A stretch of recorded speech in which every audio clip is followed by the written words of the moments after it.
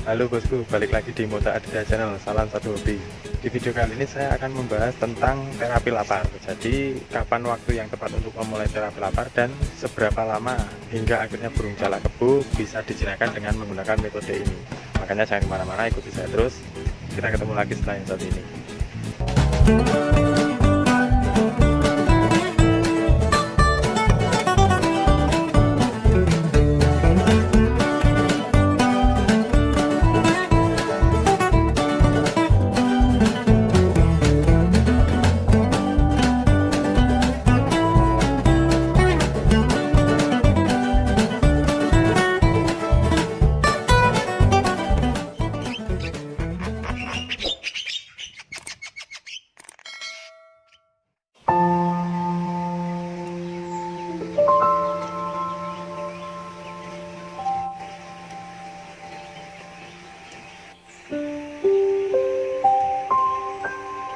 Nah, bosku, langsung aja saya bahas tentang terapi lapar.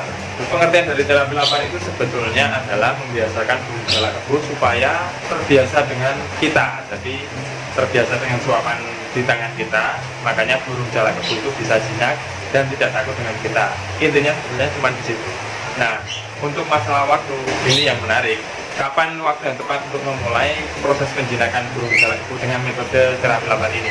Sebetulnya untuk waktu yang tepat bisa dimulai kapan saja. Terapi lapar itu dimulai ketika pertama kali kalian memberikan jangkrik dengan tangan kalian.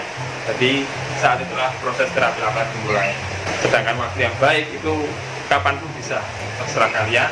Kalian punya waktu senggang, gunakan sebagai proses penjinakan burung jalak kebo dengan menggunakan terapi lapar ini. Untuk terapi lapar itu sendiri sebetulnya itu tidak memerlukan banyak syarat, hanya saja ambil makanan yang ada di dalam kandang burung jalak kebo, sisakan air minum saja.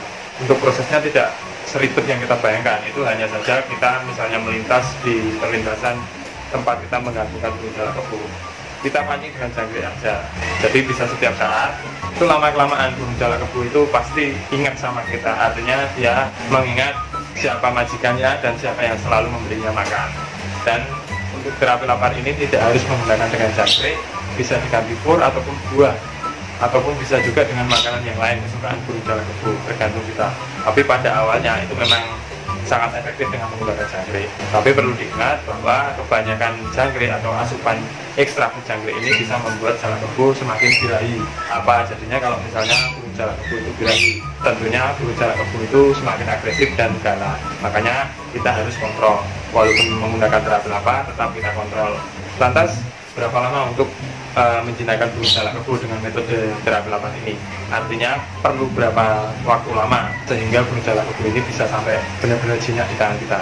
Itu sebetulnya juga tergantung kita sendiri, sesering apa kita memberikan makan kepada burung jalak kebo melalui tangan kita dengan menggunakan terapi lapar ini.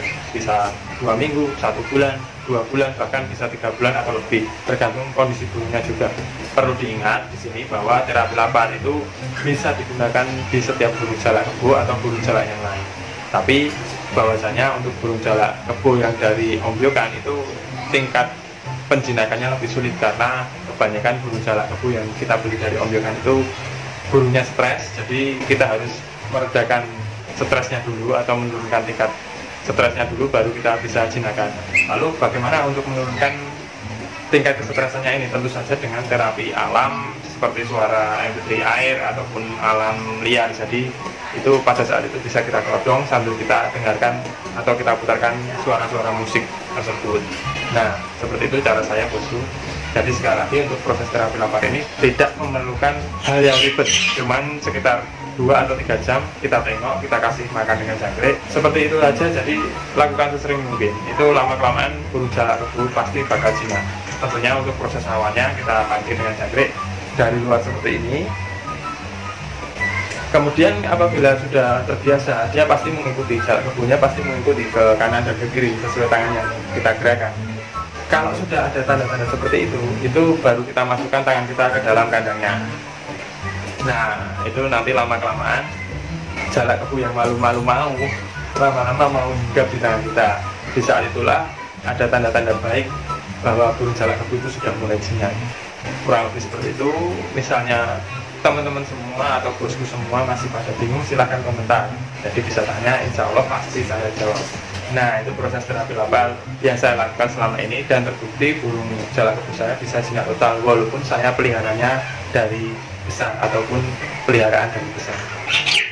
Nah bosku, demikian tips dari saya, semoga bermanfaat. Jadi yang mau memulai terapi lapar langsung aja, jangan ragu-ragu.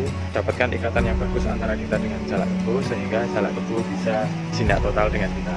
Sekali lagi terima kasih sudah menyaksikan. Jangan lupa like, subscribe, dan juga komen. Berikan ke semua supaya semua tahu informasi tentang burung jalak kebo yang kalian tahu. Jadi sekali lagi terima kasih. Sampai jumpa di video selanjutnya dan salam satu.